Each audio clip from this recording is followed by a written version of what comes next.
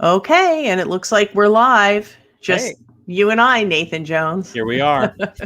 And if you are watching this on the replay, thank you for checking out my kind of live stream, I guess, with my good friend Nathan Jones, who you've probably all heard me talk about on the channel. And Nathan is a good friend of mine. What?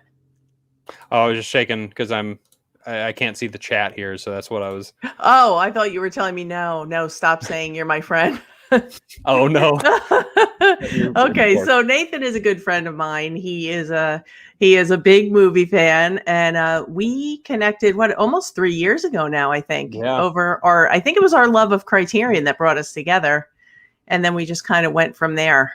And just started sending sending comments to each other on our videos and yes, constantly being like, stop making us spend money. I know. We were like on a spending spree, and then we have since become friends outside of YouTube, which is a wonderful thing about the movie community. Mm-hmm. And here we are. So if anyone ends up joining us, then we will be happy to take your questions. And if not, we're going to be like Peter Brady when he had the birthday party, and at least you're here.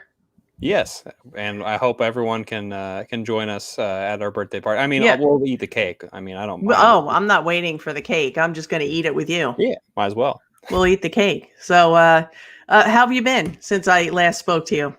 I've been good. I actually just watched. I went to the movie theaters actually just recently, and I watched In the Heights. And I saw that. I saw Johnny's question. Yeah, so I just saw In the Heights, which actually is a summer movie, and I'm happy to be back at the theater. Like it feels good to kind of go back, even though like where I'm from, there's another COVID scare. So honestly, I'm a little bit hesitant about going out again, even though I've been vaccinated. Right. And I also have a mask, but right. I don't know. But like I really wish that didn't happen. I hope it doesn't shut anything down. Yeah, that's a little scary. We're so far so good here in New Jersey, but I guess we're gonna find out. So Johnny wants to know if Cool as Ice counts as a summer movie. What do you think? I still haven't seen Cool as Ice, and I haven't either. Shame. I mean, I guess we could say why not, right? Yeah, sure. Johnny, do you think is it a summer movie for you? That's what counts. Also, say hi to the dogs. Oh, I know. Jackasses. And then what am I going to do? Wednesday, I'm getting another one. Ah, yes, I know. I'm so excited for that. Puppy Pickle. So we're going to go with Cool as Ice can count as a summer movie. My thing with summer movies is well, we can get into it in a minute, but if it counts as a summer movie for you is more how I look at it, because some of the movies, like we both said, we both have huge stacks of movies. Some of these don't really probably qualify for other people as summer movies, but for me, they are for various reasons. So if that counts for you, then yes, definitely. And here we have a Criterion fan. Hello from the UK. So nice of you to be here. And we too are Criterion fans. And I hope the sale takes place in July. Like the 6th, maybe is when it starts. I think so. The last few sales have been kind of screwed up. I'm assuming because of COVID. Because I know that the inventory, a lot of things sold out so fast. Right. And I never saw things sell out that fast and then not restock. Like was War of the Worlds like the big one that happened last year? And also Come and See was. Oh, right. And then there was a Bob Dylan one. It was a newer Bob Dylan one that Martin Scorsese directed. Okay. And once that went out, that was it. It was done. And so people took to Amazon because Amazon does some really good price matching. Yeah, unfortunately. I know. Fortunately I want to say fortunately for everyone like outside the States is like that's because I know a lot. Because for a lot of people, like you can't they don't have access to these sales. So like, and I know with like Warner Archive for a while it wasn't available. Now it is because it's an Amazon thing. Yeah. But I know Barnes and Noble doesn't ship outside the States. I don't. No, they don't. But with Amazon, it's nice because you can get it anywhere, get it shipped to anywhere. Pretty much. Exactly. If you shop with Amazon, you shop with Amazon. And not only are they doing the price matching, but they're also doing some of them have the little add-on coupon that you can take an extra percentage off when you check out. Like the honey honey can do that for you. Yeah. Yeah. So it goes even lower when you get to the checkout. So hard to say. I finally saw it. So yes, I'll say yes because of dancing. Yeah. Dancing in the Desert. I mean, of course. Yes. Anything desert related, like anything it's desert related. Yeah, definitely. So that's a good pick.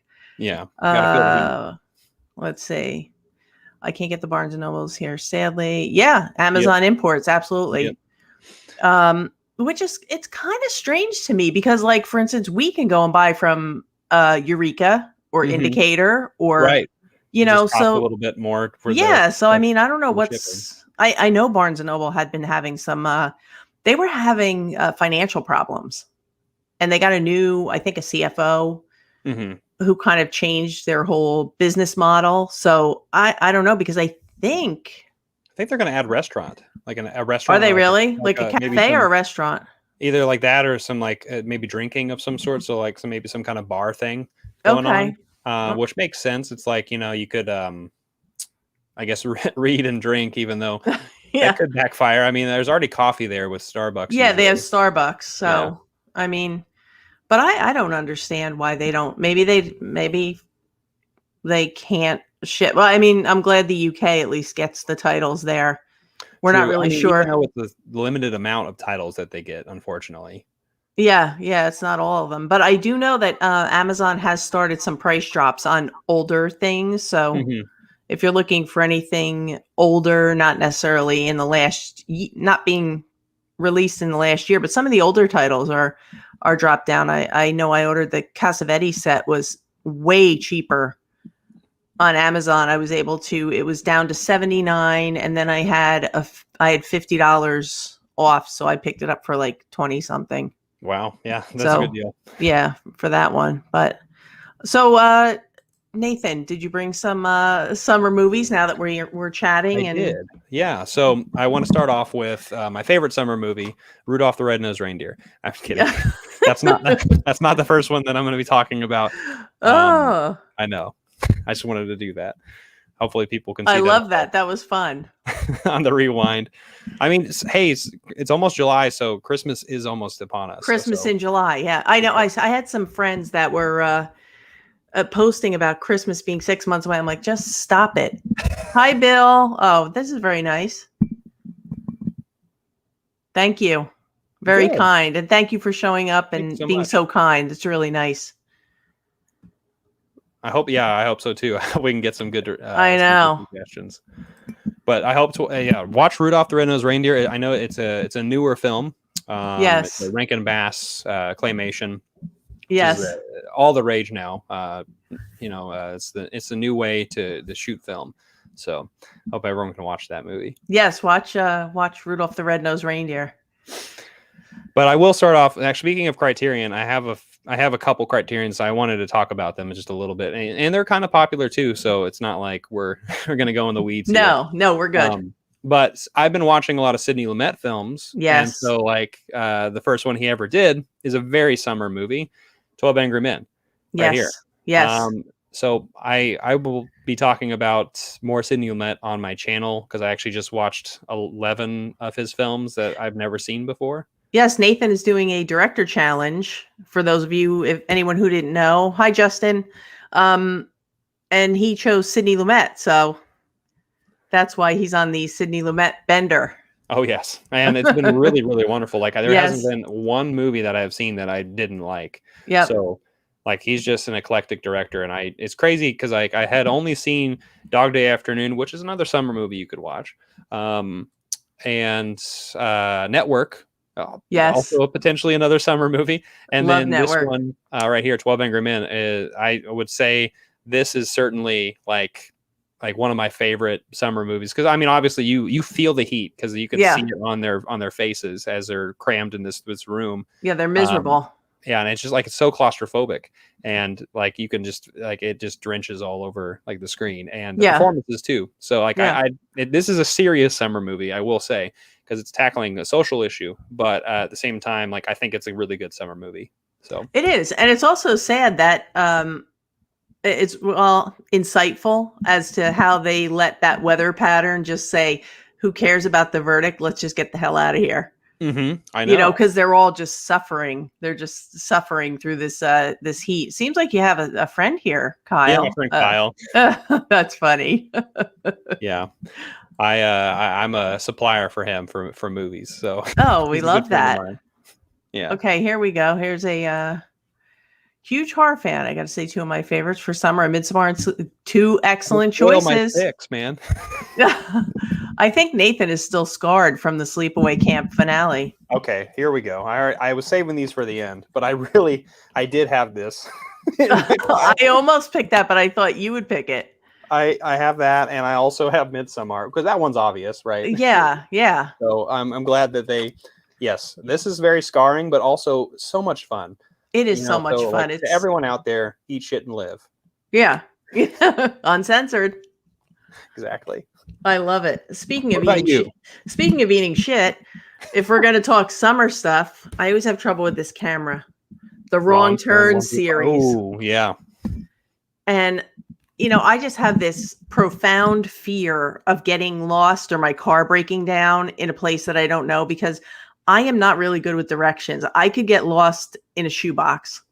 And this is like such a fear of mine, and like being out in the heat and walking around and having freaky people shooting at me and trying to drag me away to God knows where and do God knows what to me. But I have to say, I only like the first two. I've only seen the first one. Long time ago. I only like the first two. After that, it kind of lost me. I think I have to, and there's a new one out, but I haven't watched it yet. I haven't watched the new one yet. I have it. Yep. We got Justin with a vote for Sleepaway Camp. Yes. Yes. So funny story about that movie. So I hadn't seen it since last year was the first time I had watched it. It was last summer. And my best friend came over, and I was gifted this for my birthday, which was in May. Which is in May, so I got it right before summer started, right, last year. And from my friend Chris Hurtado, actually, he's the one. Okay, he gave me that movie, and I still hadn't seen it, and he kind of like gave me a little bit of a warning, but like not really, obviously. And then I watched it with my best friend, and then we just not to spoil it for anybody, I'm not going to do that, but like just watch it with friends and just enjoy that. Yeah, enjoy that. Hey, this is a good question from Richard. What are your favorite sci-fi films? Obviously, I'm going to go with Aliens, any of the Alien franchise. Yeah. What's another one I like? Now I consider Fire in the Sky like a sci-fi. I consider that sci-fi. Mm-hmm. And tell me what you think. Event Horizon. I love Event Horizon. I love Event Horizon. So I think those would be some of my top sci-fi, like right off the top of my head. Mm-hmm. I'm sure if I had time to comb the shelves, I would find other things. But how about you? If I had to comb the catacombs, that's what I'll call them, not the shelves. I can't think of so like Blade Runner and Blade Runner 2049 are two of my favorite films, and like they're both like incredible, and it's crazy that they're in the same universe, but they feel so I guess disjointed in like their own things at the same time, and they're just they're both very well done. And then I like Looper. That's a good movie. Looper's a great one. That a lot of people don't talk about. Yeah. And then another one off the top of my head is Annihilation, which is kind of like a horror film as well. Yeah, it's got a little bit of everything in it.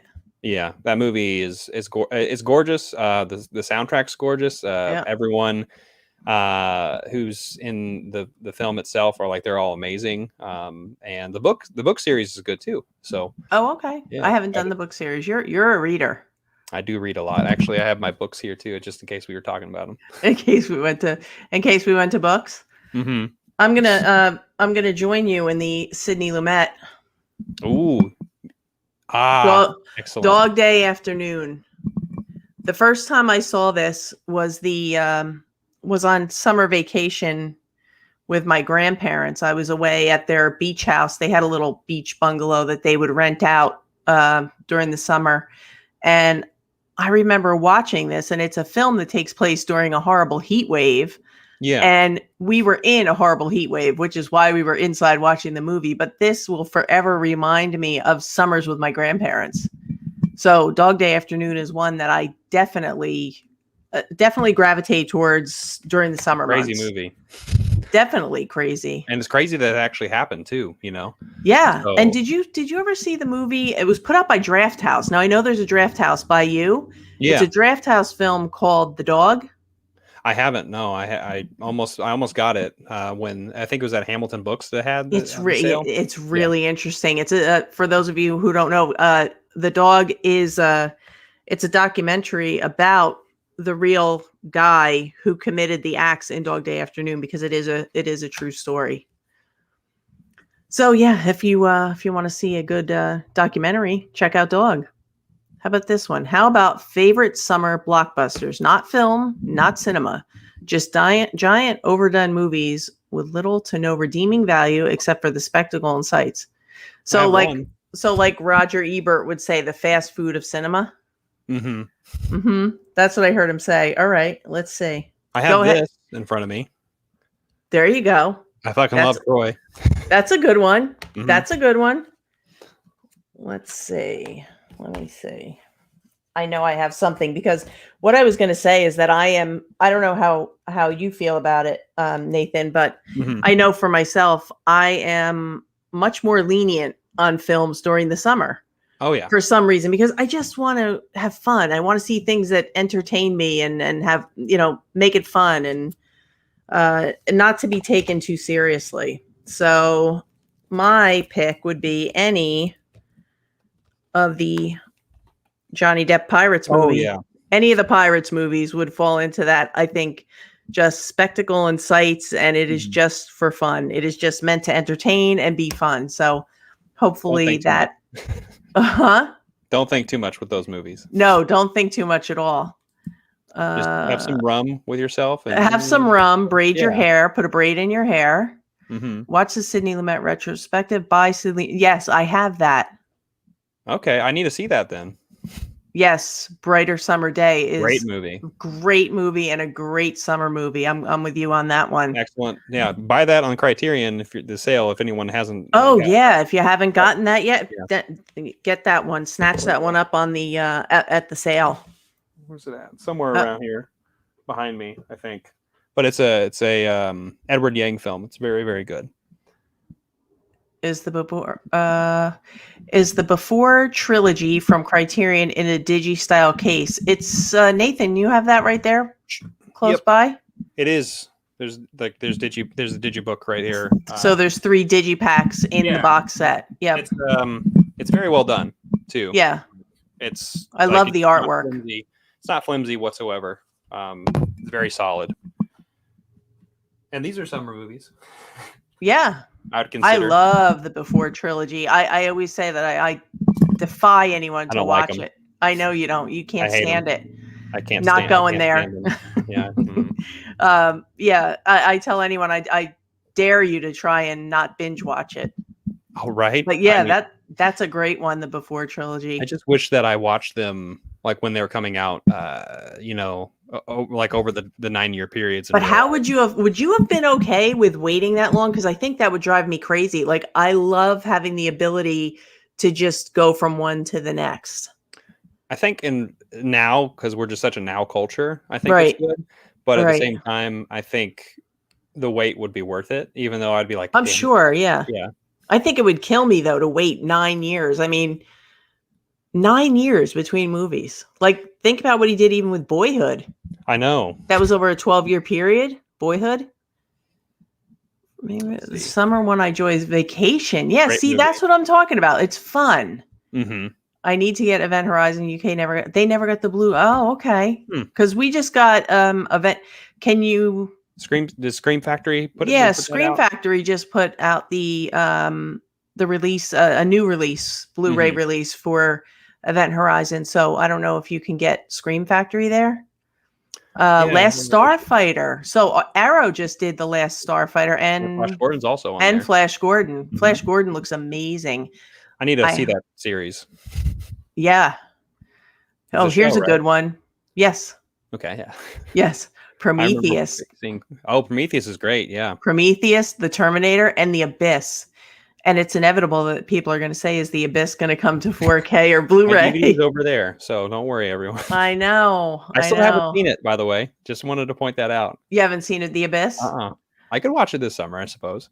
Hi, Andre. Hey, Andre. How are you? So are we on you now? Is it your turn? Because I think I did Dog Day, or Pirates, so you're up.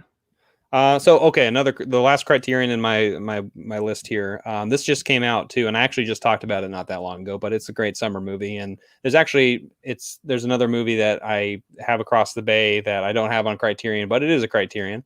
Okay. But anyway, I'm talking about Fast Times at Ridgemont High. Yes. Summer hangout movie. Like this is Amy Heckerling. Written obviously by Cameron Crowe and stuff. So. Fantastic. Sean Penn before he started becoming serious. Yes. Another summer film. Gummo, quite horrifying. Gummo. I've heard it's crazy. Yeah, I've heard it's crazy. You can feel the heat and the smell with the sweat. Thank you for the kind words. Very sweet. Let's see. Mr.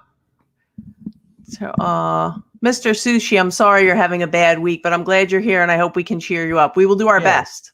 Yeah, we'll do our best. We'll come with some summer movies, hopefully. We'll come to you with summer movies. And yes, a Drugstore Cowboy. I can't wait. Imprint is one of my new favorite lines. I just love Imprint. Jump on board with those guys. Now, my thing is, if you're in the US, go to Deep Discount because they're really expensive, but I've gotten some great titles through them. And I did pre-order Drugstore Cowboy. I pre-ordered that. And The Straight Story, which is David Hard 8. That's another good one. I have. Oh, they're so that's good. Actually a lie. I have this amazing box set, which I think everyone should get if you get a chance. Yes, you did mention that. Very much a lot of fun. So, Mr. Sushi, yes, we're getting to some recommendations. Let's see, Tron and Tron Legacy. Back to back on Disney Plus, but I have Tron. Okay, first time seeing Tron Legacy. I've never seen Tron. Have you? No. That's the crazy thing. I have it on my shelf, like right over there. Oh, and you haven't? And you haven't? I know. It's a long time coming.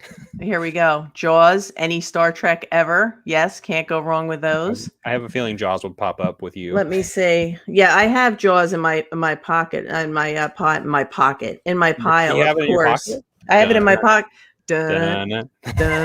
Now, here we go. I'm going to pull this one out. And this is one of my picks. The Lords of Dogtown. Have you seen it? Long time ago. I love this movie. I love anything with skating and youth culture and all those kind of things. This is a great story.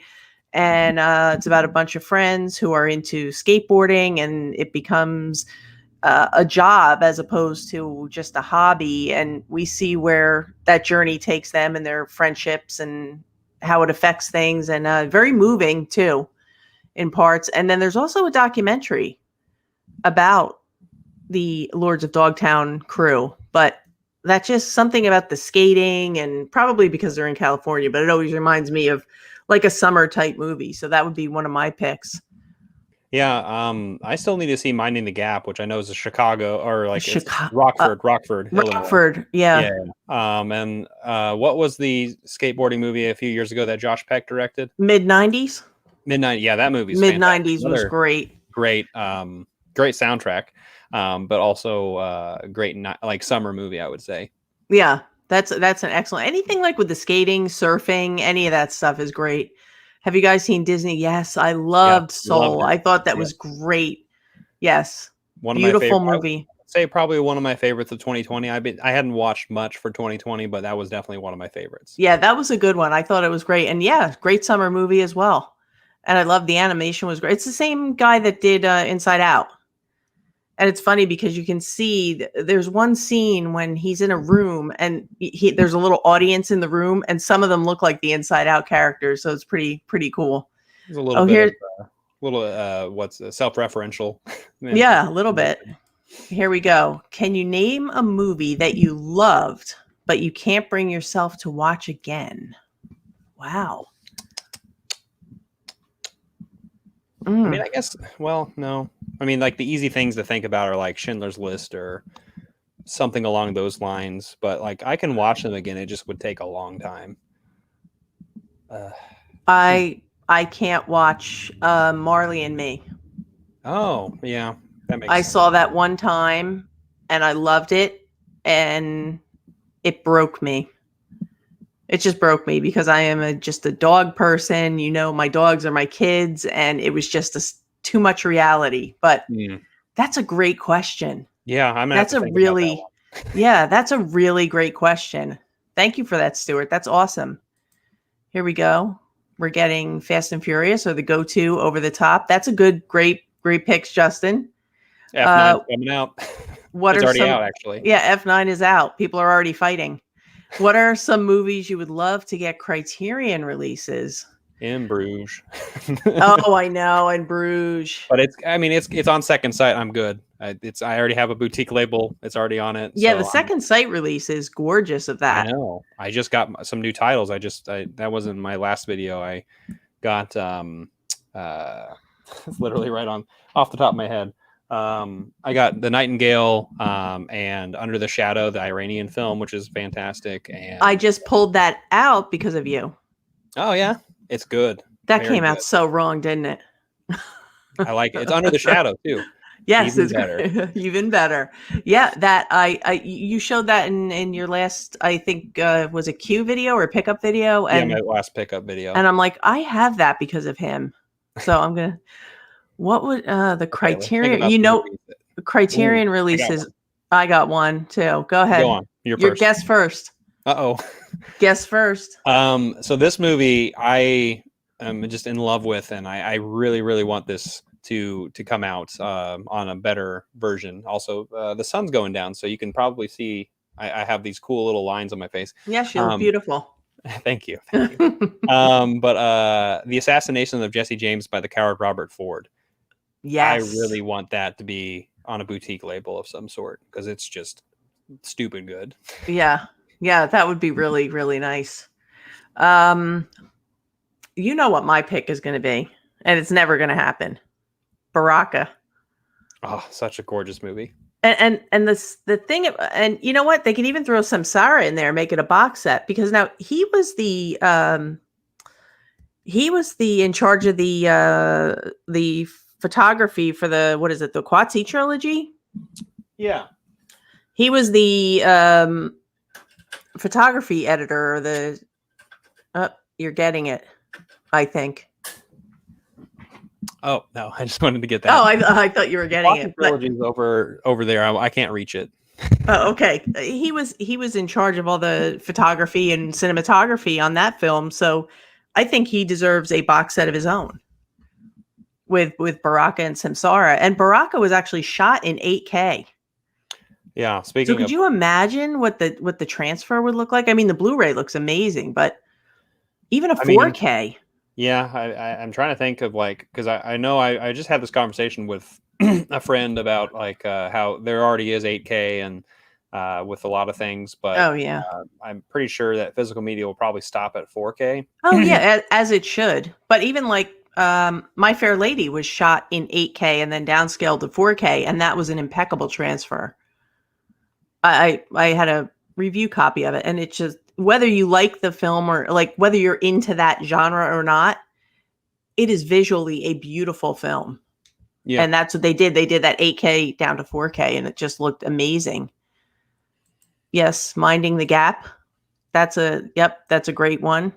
That's a heavy movie. Come and see, Mr. Sushi. Speaking of heavy movies. Yeah, speaking of heavy movies. I haven't seen it still. Oh, you haven't seen Come and See? Nope, not yet. Oh, you have to watch it. It's so good. My body isn't ready yet. Your body isn't ready yet. I know. You have to be in a hardened state to watch that. You have to be emotionally tough to watch that. The third act broke me. I was fine until the third act.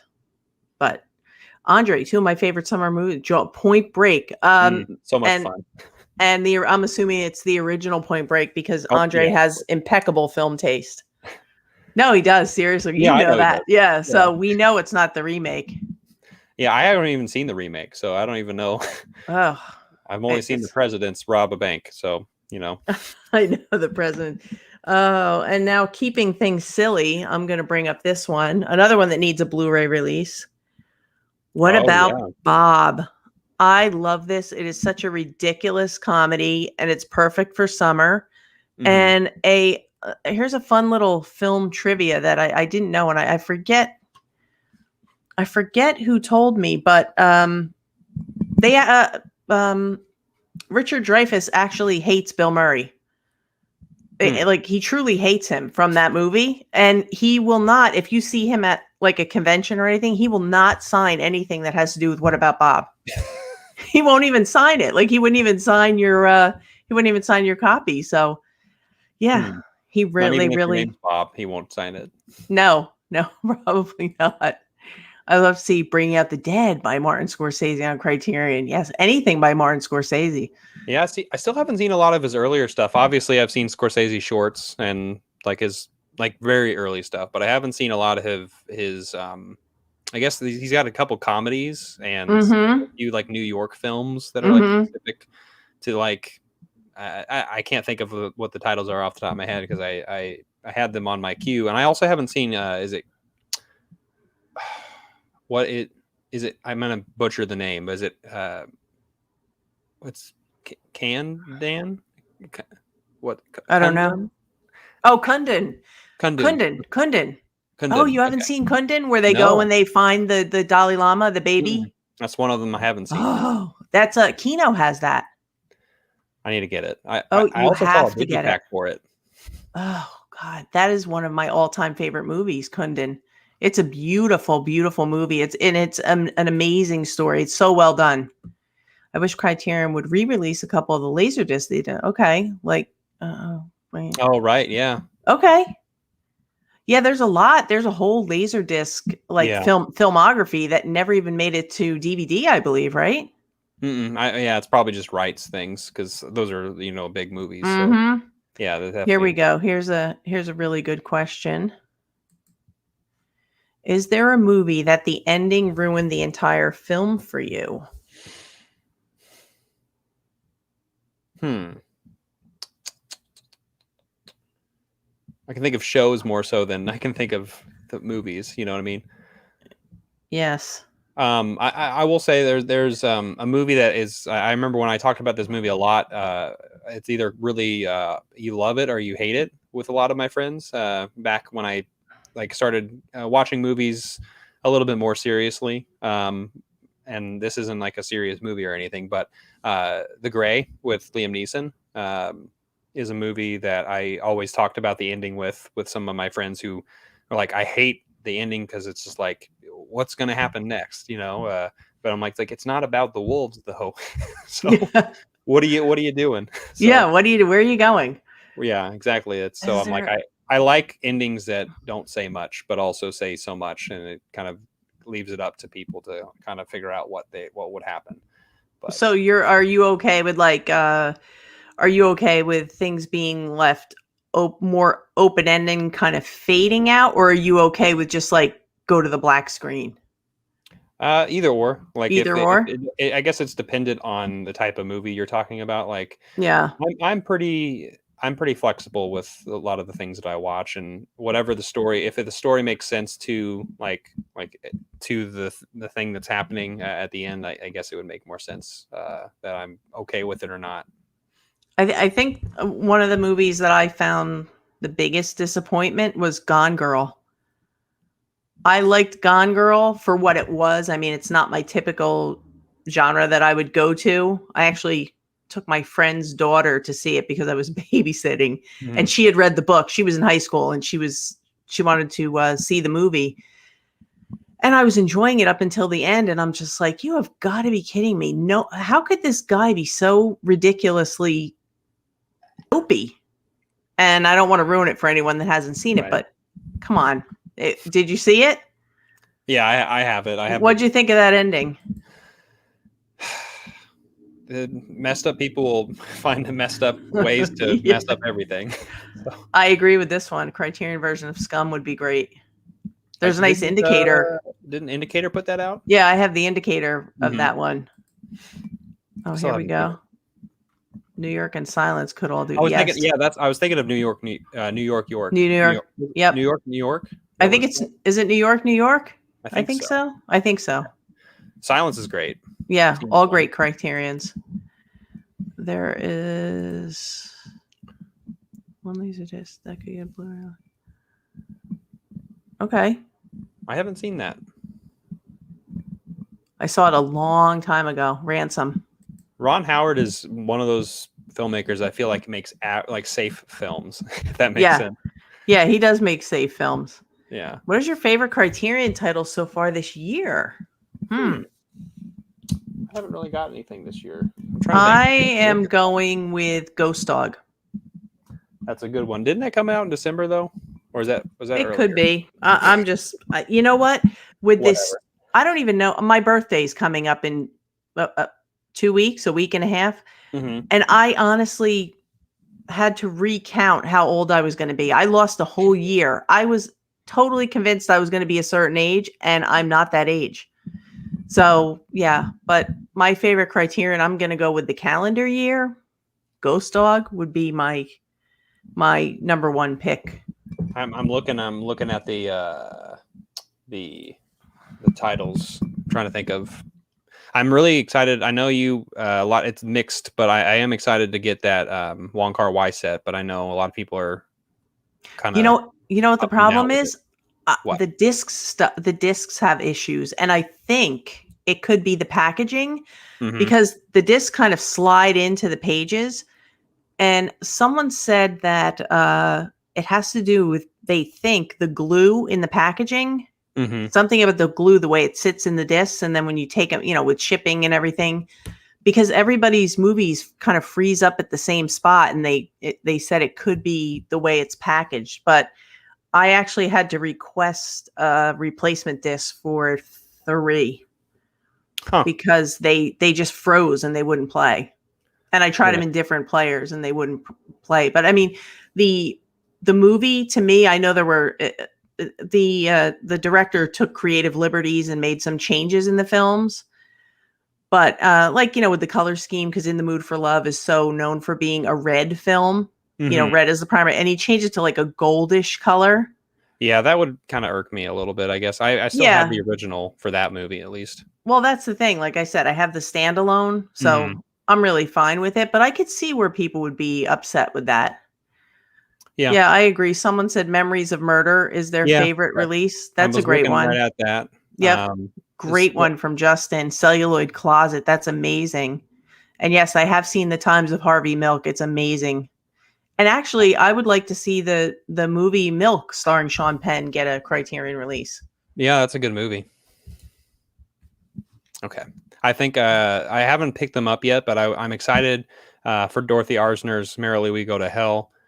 Flowers of Shanghai from I'm going to say his name, Hao Shaoxin. I'm excited about those ones. And Mir from Tarkovsky, I think I'm going to get. So that's going to be a heavy one, though. Sorry, Mr. Oh, yes. Nightmare Alley is excellent. And it even comes, that too. I want to see that. I got that release. It actually comes with little tarot cards. Oh, nice. It's pretty cool. Yeah, it's really cool. Oh, sorry, Ghost Dog came out last year. I apologize, guys. I'm just I have time lapses here. Memories of Murder was excellent.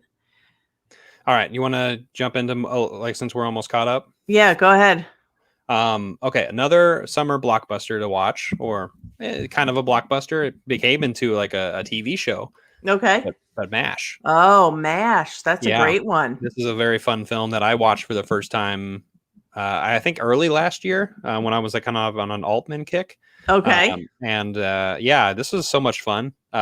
This is just very zany and also like so relevant of like the time period that this came out in, and like how everyone was just like not like just how the culture really was during Vietnam. So it's crazy how this movie is like almost like a portrait of what's happening in real time, but also kind of like a spoof too.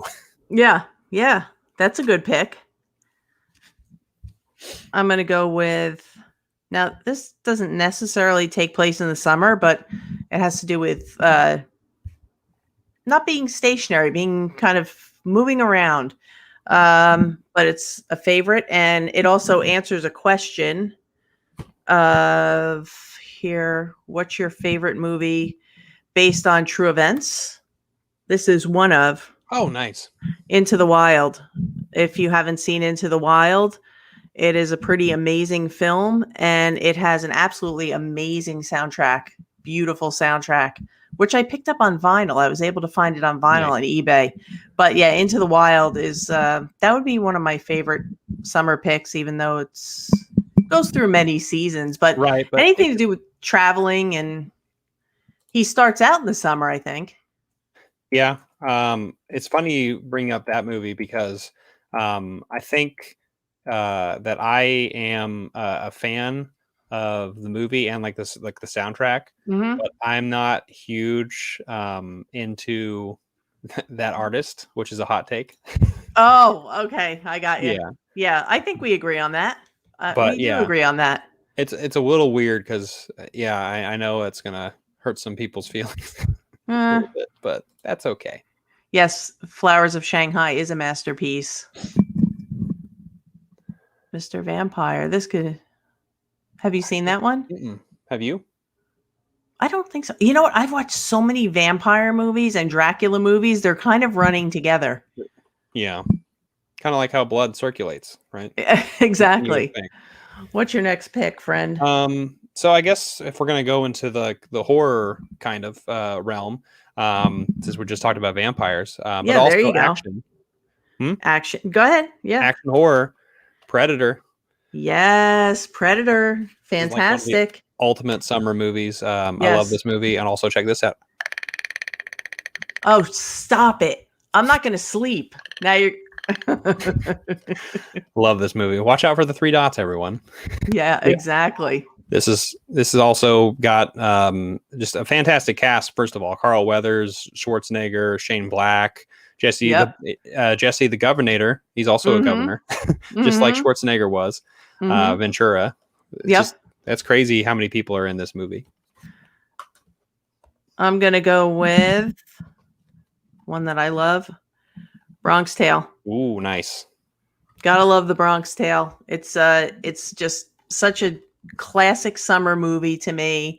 Anything where they're sitting out on the stoops in the city, and my grandparents, I spent a lot of time in the summer with my grandparents, and they lived in a city type environment. It wasn't New York City, but it was very close. And I remember the big thing was when we were allowed to sit out on the stoop and eat ice cream.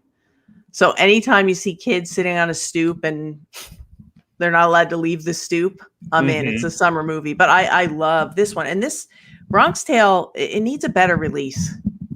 This is not a great Blu-ray, so I would love to see like Imprint or Kino or somebody pick it up and give it a better release. Even Criterion. I feel like who owns who shot the film? See, it says Madman, VVE. I don't know who shot the Viavision. See, now Viavision, I don't understand. Viavision is putting this out, but Imprint is part of Viavision, so they could put it on. They could redo it and put it on the Imprint line and make it look good. But don't they specialize in movies that have never gotten released though? Pretty much. They might. They might. Well, I mean, I guess they have some Hammer films coming out later that have been out on like Synapse. Yeah, yeah. I think it's. Here we go. We have Ken. Hi, Ken. Hey. How are you? Do you know Ken? Yeah, we've seen each other before. You've chatted. Yep. Here we go. Favorite movie based on true events is yes, Newsies, and that was a fantastic play. Is that a Clint Eastwood movie?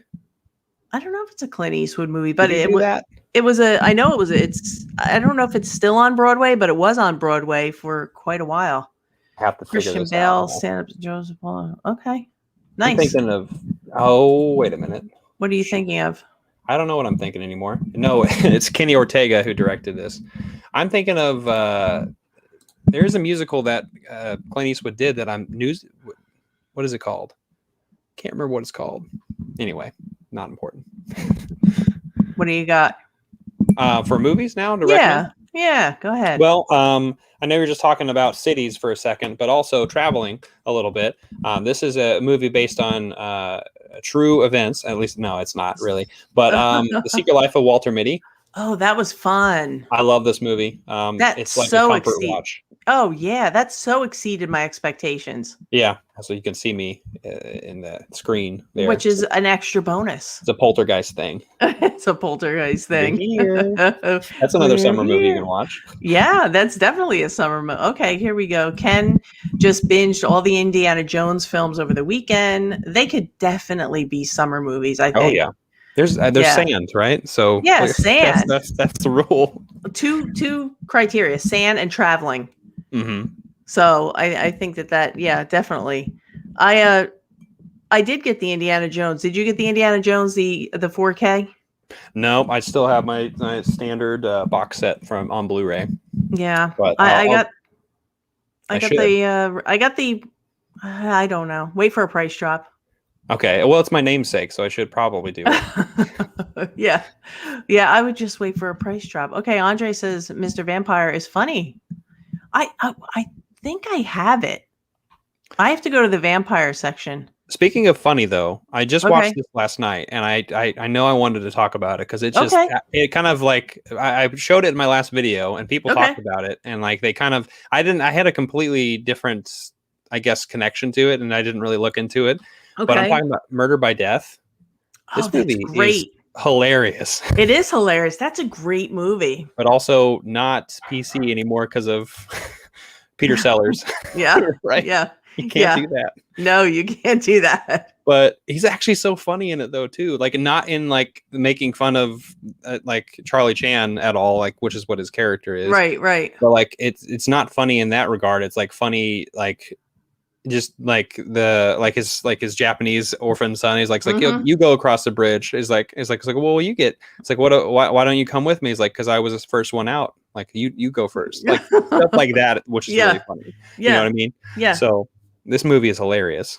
Yeah. You have something to share? Yep. Let's see. Pick a winner. Just picking random ones at this point. No, I'm thinking this is such a fun film, and it's funny.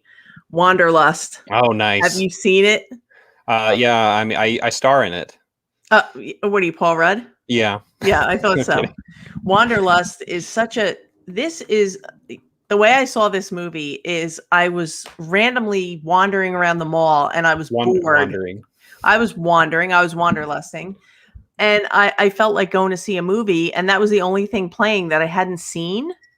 So I just went in. I had no idea what it was about. I had very low expectations because I saw Jennifer Aniston was starring in it, and I'm just like, this is going to be like a B movie.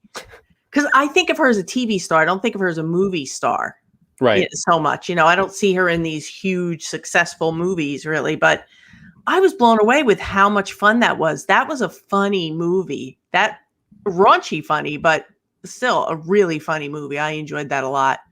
I watched it years and years back, like when I rented it. Like I was kind of near the end of like the renting days when I remember renting that. But yeah, that one's a lot of fun. Yeah, it's so funny, and the outtakes are great too. Criterion or Arrow should release Save the Green Planet. It's only available on old Kino. Never heard of that one. And you know what? Kino could always do like an updated Blu-ray. And for those of you who didn't know, there is a Kino sale going on right now called June Swoon. And there's a lot of great titles there's a lot of great titles on Criterion that are for sale. I mean, we're talking like $9.99 United States dollars. So if you're looking to pick up some things or add to your Kino library, definitely check out the June Swoon sale. Kino, I think Kino seems to have more sales than any of these labels. I think there's always something for sale. Yeah, well, they're a good one. I mean, they maybe lack a little bit on the special features, but other than that, like they still put out really, really great content. Mostly commentary is like their special features, which is great. That's the original special feature, right? So you know what they lack, and that you bring that up. It's an excellent point because one of the things that I searched for, I was watching. Do you have ever seen a film called The Birthday Party with Robert Shaw from Jaws, Quint from Jaws? But I know of it. Okay, so I picked it up on a Kino sale, and I didn't realize how thick the accent was going to be. It was Subtitles. a UK film, no subtitles. No subtitles. Because I'm used to Criterion, where if it's an accent that you can't follow, or if they use words that maybe we don't know the meaning so much and you miss it, it can change a film if you have the availability of subtitles. You can really, like, I think of Life is Sweet, or Kess, both of which are in the Criterion collection. You have to watch them with subtitles on if you're here.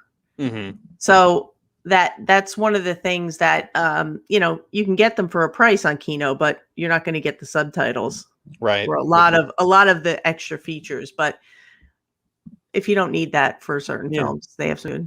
You're up to something. I can see it. Oh, I was just going to say hi to Bailey. Oh yeah, I brought her up. Hi, Bailey. Yeah. It's good seeing you. Actually, it's funny she brings up two of those films because I actually have them in my hands right here. Of course you do. So I talked about a little bit about like Secret Life of Walter Mitty being a comfort film. Yes. The Way Back is certainly one of my favorite comfort films. Like anytime I'm kind of feeling, we both got it. We're all in, Bailey. We're all in with you. We're all in. We're all in. Such a good movie. It is such a great movie. Makes me cry every time. And speaking of crying, this movie makes me cry every time. Call Me by Your Name. Great book too. If you haven't read the book, I haven't read the book. Did you know that James Ivory did the screenplay for this? Yeah, you know James Ivory, right? Nope. He did Howard's End, and okay. Yeah.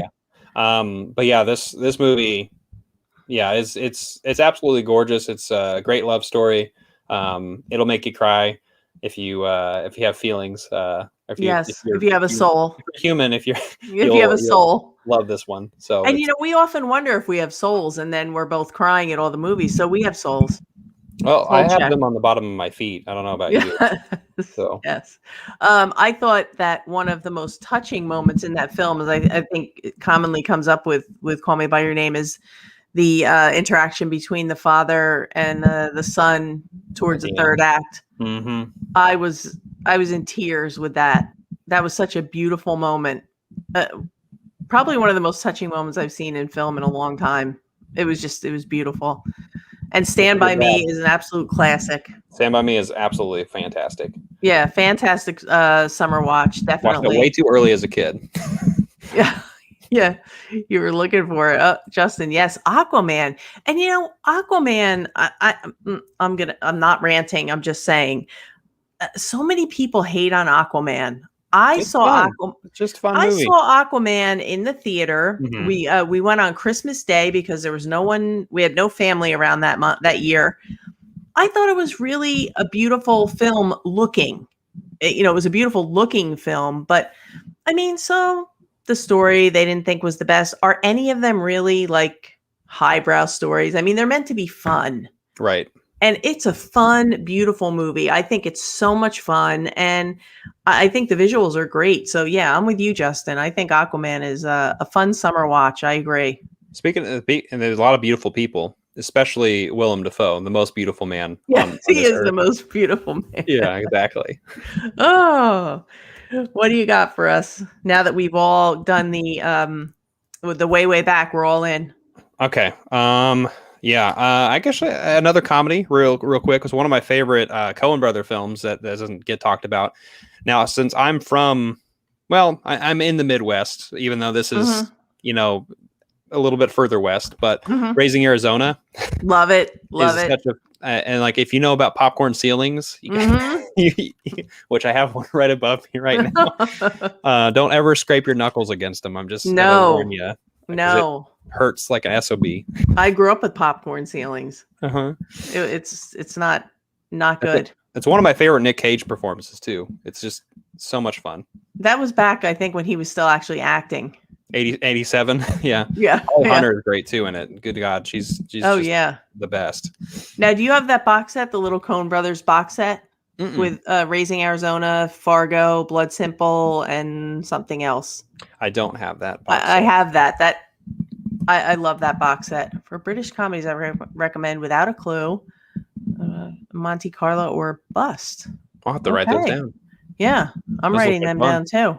I love British comedy. Like, absolutely. I just got that whole complete Flying Circus Blu-ray, so I'm down. I'm ready. Have you ever seen the now I know this is a television show, Absolutely Fabulous from the UK? Oh, so good. Is it on anything? Like, it used to just be on like the BBC channel. Okay. But I now have the DVD set because I wanted to make sure I had it before they took it off the air. It is wildly inappropriate.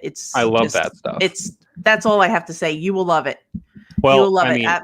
Speaking of British things and like maybe BBC or like Channel 4, I know that Netflix at least has The Toast of London, which is a Matthew Berry show, which is just fucking hilarious. I haven't seen it. It's so outrageous. And then there's also Dairy Girls, which is on Netflix. Okay. That's an Irish show. It's set in the 90s, kind of near the end of the IRA. But it's all girls Catholic school. It's really, really funny too. I have to check them out. Those. Yeah. This is a good pick right here. Moonrise Kingdom. You have it? I almost had a Wes Anderson on my list. So I know. Moonrise Kingdom is a blast. I think that's a lot of fun. And I just rewatched it again recently. And I had forgotten how much I enjoy it. That is one of my favorite Wes Anderson films. It's very high up there. Very high up there. I just rewatched Fantastic Mr. Fox, which probably feels a little bit more like a fall movie, but I really love that movie too. Oh, did I miss some things? Miss anything? Did I miss anything here? I don't know. Where are we at? Are we on my new favorite movies? I don't know those. Yeah, I have to check. We have to write them down. Yeah, I think we're going to Mr. Sushi. Oh wait, Mr. Sushi talked about Save the Green Planet. It's a Korean film on the Criterion Channel. Okay, it's a black comedy too, so I'm highlighting Ken. Yes, Ken, watch The Way Back tonight. You have to be in it to win it. Pasolini film. We missed a few. Yeah, we missed a few. So you got to go up a little bit for. I think it was right after South End Arts Council. You guessed it right. Jersey Boys is the movie I was thinking about. Okay. For the Clint Eastwood musical that I want to watch. Stand By Me. Yes, absolutely. I want to see it on 4K. Vern. You haven't seen Stand By Me on 4K? Oh, it's beautiful.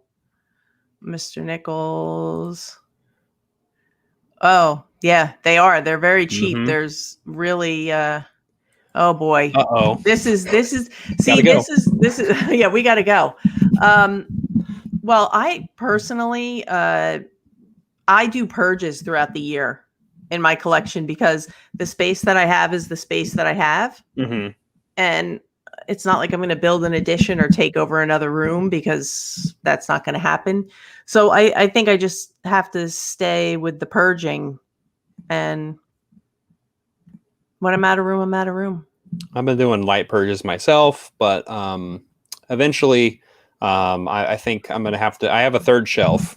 Okay. A lot of people don't know that, but that I don't have in this room, obviously. But I think I'm going to, when I move my collection a little bit to a room that like is a room that's dedicated to like film, right? Stuff, like a movie room, right? That's when I'll bring that shelf. And right. I have 3 shelves, but it's very full now at the moment. Yeah, I mean, I have room, and I have I have room to add more shelves, and I have shelves to put together. But with purges where you'll take movies and donate them, you can bring them to the library or give them to friends or other movie enthusiasts. So yeah, I've been doing giveaways, right? Yeah, if I have things in my collection that I know I'm probably never going to watch again, I will purge it and give it to someone who will enjoy it. So that is one way that I find space management to be somewhat controllable. But space, I think, is just always an issue with physical collecting. Always is, yeah. Yeah, it's always. Oh, see, here we go. Right now, what did I bring? What did I bring? The whole dang thing. Uh-oh, the whole dang thing. The whole dang thing. And I am very proud to say that I'm not proud to say I live in New Jersey, but since I do live in New Jersey, the first Friday the 13th was actually filmed here in New Jersey, and you can actually go tour Camp Crystal Lake. They have tours. So I am hoping you can see Jason there. I am hoping to do that this summer because they reopened it. They were closed for COVID, but they have since reopened and for COVID. And I am hoping to take the tour and possibly, if you're allowed to, put a vlog up on the channel of it because it's supposed to be a lot of fun. And, I think out of all the horror franchises, and people can fight me on this, we're all going to have our own opinions. It's fine. I take no offense to it. I think out of all the horror franchises, I feel like Friday the 13th is the most consistent as far as I don't think there's ones that are really, I don't think there's some, I mean, they're all kind of consistent. There's none that are really so god awful that you don't even want to watch it. I mean, yeah, the plot is usually the same, but I feel like some of the Halloween ones, as much as I love the original Halloween, I feel like some of the like the masks are wrong and they pick an actor that's too small to play Michael Myers. Like there's like no way he's going to be putting people through a wall or hanging him up from a tree or whatever he's doing. But I feel like the Jasons are pretty consistent in Friday the 13th. And I just feel like it's a pretty consistent horror franchise. But I mean, I could be wrong. There's probably others that, people like more, but that's my feeling on the Friday the 13th. But it's always been on a summer watch list for me because the whole summer camping thing, being out in the woods in a cabin, and, of course, people are going to get killed. So. Yeah, I still need to see. I've seen bits and pieces of some of those. Like I've seen like 6 and like 3 and like 1 and like I've been all over the place. I haven't watched them all in order or anything. Did you get you didn't get the Scream Factory box set? No, but I have my roommate has it, so. Oh, okay. And there's also a Paramount is releasing, why I don't know. They're releasing an 8-movie collection again, which is exactly what this is. So it doesn't have the other ones that were put out by another studio. But they're just re-releasing it, I think, in August, and it's in a red case. So if anybody didn't get the box set and they don't want to spend the money and you want to get the 8-movie set, it's coming from Paramount, and I think it's going to be really reasonably priced. So, yes, Ken, that's your homework for tonight. Yeah, watch that movie. It's good. Yes, you need to watch it. Very good. Sam Rockwell, man. Yeah, so good. Here we go. Peter Sellers. Need to add him. I love that guy. Ever since Dr. Strangelove.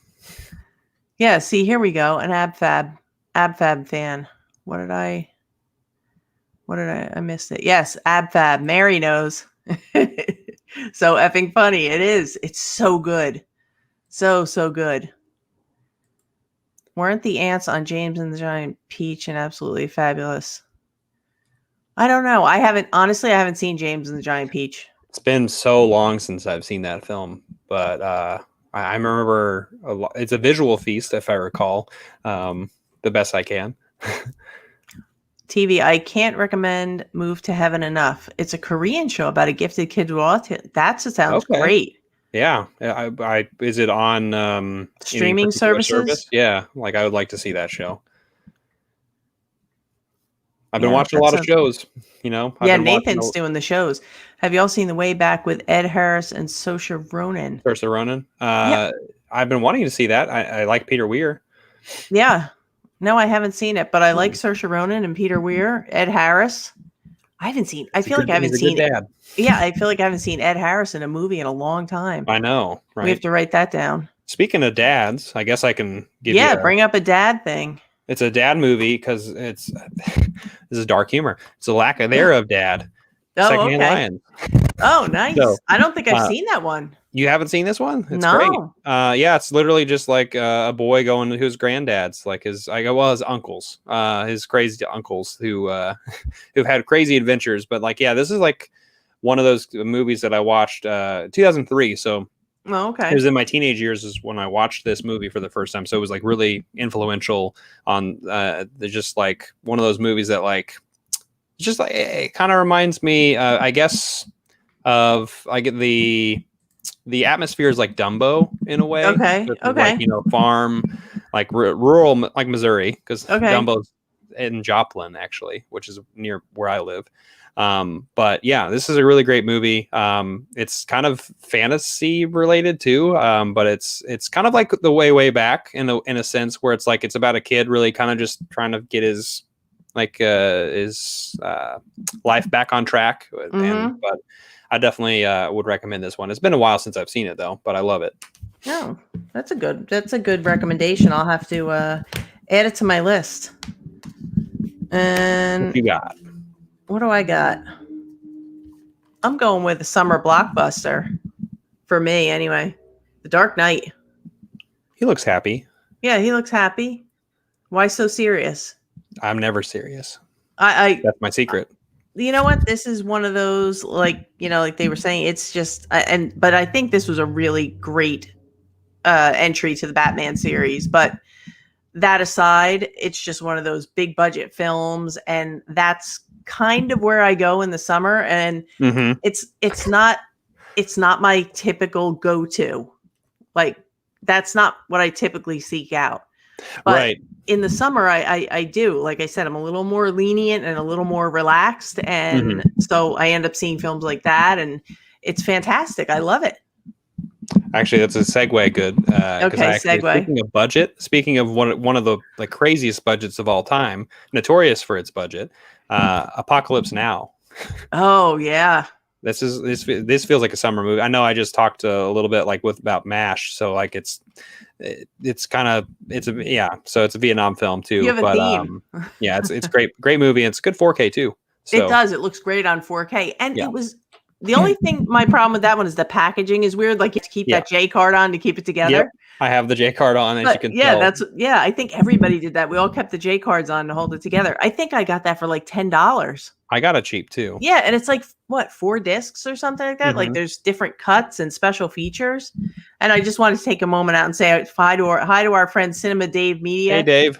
Hey Dave, if you haven't visited Dave's channel, please check Dave out. He's a good friend of both of ours and lots of other people in the community, and he has a fantastic channel. And of course, we'll link him in the description. So I just want to take a minute and say hi to Dave. Yes, Ken said the StreamYard chat skipping problem is real. Yeah, it's weird. You know what I did? I tried to slow it down so that we wouldn't miss anything, and maybe it made it stutter a little bit. Who knows? What do I know? What am I doing with my life? I don't know. I don't know what you're doing. I don't know. So are you up? Yes. No. Okay. Did you just go? Yeah, Apocalypse Now. So what's yours? Oh, okay. I'm going simple. I'm way simple. Little Miss Sunshine. I almost pulled that, but I knew you might talk about it. So I mean, come on. And like, I am such a huge fan of Steve Carell. Anything Steve Carell. I love Toni Collette, and then like Paul Dano, and I just love Paul Dano, and I love what he's becoming. And now with his directing, he has a film in the Criterion Collection called Wildlife. Yeah. If you guys have not seen Wildlife, I can't recommend it enough. It is so good. I saw it in theater. Oh, you did? Mm-hmm. How was it in the theater? It's great. Yeah, I watched it. His cinematography style is amazing. Mm-hmm. He has really grown into just I think he's going to be a fantastic director. Yeah, I hope I don't know. I don't think he probably made very much money on that film. I'm sure not. So but I hope that he's not like in some kind of financial issue because I mean it's been a while since that movie came out. So but at the same time, you know, who knows? I'm hoping that he has some other things in the works. But yeah, I just Little Miss Sunshine is just, and of course Alan Arkin. I just love Alan Arkin. So anything with him in it, and I find the whole movie just to be light and fun and easy and just perfect for summer, I think. Speaking of Alan Arkin, Serpentine. In-laws, yeah. Serpentine, yes. That's all I gotta say. Yes, that's all you need to say. Let's see. Okay. Okay, so I'm writing these down at 85 / summer and 85. What? / summer. / summer 85. Yeah. Okay. Okay, I'm on it. We're on it. Yes, Tony says purging is very difficult to me. Difficult for me. Difficult. Yeah, I find myself, and I don't know if you do this, Nathan, I'll take things out. Mm-hmm. And I'll take things out of my pile and I'll say, okay, this is in the purge pile. And then I'll watch a video of someone on YouTube talking about their collection and saying how they could never not have the film that I just purged in their collection. Like they need it in their collection. Then I'm like, okay, maybe there's something wrong with me that if I wait a year and I rewatch it, mm-hmm. I'll like take, for example, the film Black Swan. Everybody loved Black Swan. I had some sort of just a disconnect when I saw it in the theater. I tend to do that. I have a problem with seeing films in the theater. I don't know if it's the distractions or if I don't hear the dialogue correctly, whatever. Mm-hmm. I didn't really connect with Black Swan. So I was telling Kelly, I can't. I'm not into it. I don't like it. We just watched it last week and I'm like, this is a great film. What did I miss? So now imagine I had purged Black Swan. Mm-hmm. I mean, you have that's your idea of it is what you had in the theater. So my question to you would be, if you're doing a purge, how many chances do you give a film before you're pretty sure that you're never going to connect with it? It's interesting because I mean I've gotten rid of a few titles that over like the last maybe 6 months to a year, that maybe like 1 or 2 that I'm like, I kind of wish I had that still. Right. But at the same time, it's like I can get it or I can stream it somewhere. So it's not like that big of a deal. Right. But yeah, for the most part, most of the purges that I do, I really think about it in rewatchability. And a lot of the times it's like films that that could potentially, like I said, have eased access. Like I could watch it on like some kind of streaming service easily, and it's not going to be that difficult. So that's kind of what I get rid of. Or like if it's a film that's not like speaking to me, I'm trying to think of one that I just got rid of recently that's just not speaking to me. I just can't think of one off the top of my head. I'm thinking like for example, and I'm not going to spoil anything, of course, because this is a newer release. Don't Tell a Soul with Rainn Wilson, Dwight from The Office. For anyone who doesn't know, it's a thriller. Have you seen it? Mm-mm. It only came out within the last few months, but and like I said, no spoilers. But that's one of those films that once you know the film, you know the film. Mm-hmm. There's kind of no rewatchability in it. It wasn't that it was bad. It's just that it's clearly a one-time watch. Mm-hmm. And those are the type of films those are where I usually will start with my purge, things that I know there's no way I'm going to sit through this again because the thing that made it watchable has already been put out there. So there's nothing else to it. Like, yeah, you already know what it's about. So why? Yeah. But then there's other films like Dave, Jaws. We know the dialogue. You know what's going to happen, but there's something about it that just gives it such great rewatchability. Yeah. I can think of like Silence of the Lambs, for instance. Oh yeah. Another one that like you can, you know what happens, but like it's very good. So you can rewatch it as much as possible just because of the performances, really. Right. And I think it's the same with Jaws. It's like those performances are really like impactful, not just the shark, Right. But if you have a film that's kind of like, it's like a borderline film and the plot it's kind of a plot driven film. So once that plot's exposed, it's kind of like, the performances weren't good enough to hold it up to make you want to rewatch it again. But I don't know, Tony, maybe start like that if you're in need of space and you're looking to purge. And I'm also trying to start to purge doubles. Like I'm picking my favorite packaging, and do I really need 6 copies of everything? No. I'm guilty only of a few movies that I have double dips on. Like, but if they're your favorites, it's okay. It's true, and those the ones that I'm thinking of, like The Witch and Pan's Labyrinth. I have like double dipped on 4K on both of those, and also like the Criterion of Pan's Labyrinth and the 4K, and then I also have the 4K of The Witch, and I have a steelbook of it, and All right, where are we at? We missed some. Okay, here we go. John Wayne's voice. John Wayne's voice was used. I didn't know that. Yes, I did know that too. Let's see. Vince? Dazed and Confused. Yes, that's a fantastic summer movie. It is. Okay. Oh, it's on Netflix. Thanks, Mr. Sushi. Okay. Yes. Okay. Do you know how many Friday the 13th steelbooks they're putting out? I don't. I haven't gotten I've asked the person I know at Paramount, and I haven't gotten a clear answer yet. It kind of sounded like maybe one a year.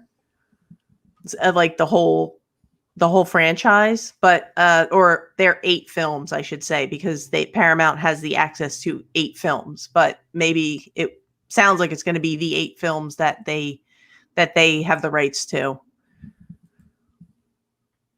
Yeah, I don't know if it was heroin. I think it was a combination of anti-anxiety medication and opiate pills. Mm-hmm. I don't think it was heroin. I think it was pain medication and sedatives for anxiety. The answer, yes, Joanna Lumley. Yes. I love AbFab. See, now you have to get on that. I know. I need to add. You got to write all this down so I can. I will. Look back at it. A Move to Heaven will absolutely make you cry. It's similar to Soul in the Sense. All right, we're on it. Move to Heaven.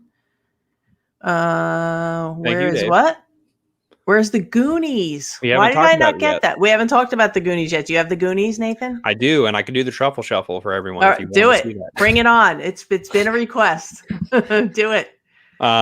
Yeah, that's a great movie. I remember that's one of my first movie memories. Actually, going up to Kansas City to visit my cousins, we would like rewind the VHS tape over and over again and just watch that movie.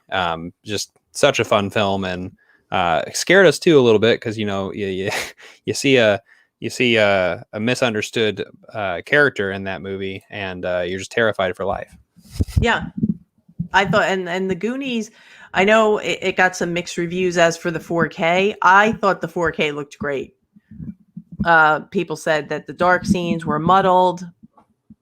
I guess it depends maybe on your watching setup, maybe what kind of room you're watching it in, lighting, whatnot. But I thought the Goonies on 4K was a worthwhile upgrade. So, but I think it's one of those that's perfect for the summer. I haven't seen Mac and Me in forever. No, I don't think I've seen Mac and Me. That's it's like a E.T. kind of movie. Oh, okay. Yeah. Batman 1989. Yep, Michael Keaton and Kim. Yeah, I think Jack Nicholson was a great Joker. Yeah, I do too. Yeah, he was a fantastic Joker. And correct, Mac and Me. Yes. Hey, Kubrick Lover. Hey, Kubrick Lover. How are you? Oh, Tony, he purges and rebuys. He has purger's remorse immediately. We're going to have to help him with that. Dr. Strangelove? Yes. Yes, that's speaking of Peter Sellers. Yeah. Great performances. There we go. Yeah, but you want to talk about some other movies real quick? What do I have? I have just the classics, Caddyshack. My eyes can't bulge as much as his, but I know. Well, you can't. Come on. But I went with the just the simple basic stuff. There's no highbrow stuff here on my side today. I'm tired. I did Criterion yesterday, so my mind needed to turn it down a bit. But I mean, Caddyshack. Come on. Yeah, it's just a silly summer movie. I got another silly summer movie. Go ahead. It's actually one of them that has the greatest soundtracks of all time. Soundtrack, right? That's okay. Cool. Wayne's World. I really love it. I love this movie. And love the performances both by Mike Myers and Dana Carvey, of course, who are good friends right now, right? Or at least they're friends again, I think. Yes. Meatballs. Yes, Meatballs is a good summer movie. Agree with that. Okay, Pride Month. Yes, it's still Pride Month. Happy Pride Month to everybody. Hedwig. Yes, I just showed Hedwig in my Criterion collection yesterday. I got to the H's, and I love Hedwig. I still need to see that. Oh, it's so good. I'm actually going to do a little review on it for review and recommendation segment, because it's just so good. You have to see it. Priscilla, Queen of the Dead. Yeah, Tu Wong Fu. Thanks for everything, Julie Newmar. That has a really nice Scream Factory. No, Shout Select. I'm sorry, Shout Select release. Have you seen that, Tu Wong Fu? No, I haven't. Patrick Swayze, John Leguizamo, and Wesley Snipes. They're drag performers, and they go off. I love all those people you mentioned. It's just a great movie. And I ask you, have you seen Freak Show? That is a great Pride Month movie. It really centers on. Rings so much bells, but I can't. It's so good. It's about a young boy who Bette Midler plays his mother. And his mother is an actress, and she's going to go out on tour to do these plays. So he has to go live with his father, who really doesn't understand him. He's very effeminate, and he's an out gay boy, and he's a high school kid. And his father just doesn't connect with him, but he succumbs to school bullying, and it's got a lot of good messages in it. And I think it's a really good watch for Pride Month. So I think it's important to tell those stories, but. If you haven't seen Freak Show, highly recommend that one. Speaking of Pride Month, I'm actually reading a book that is kind of a revisionist a little bit, but also not really.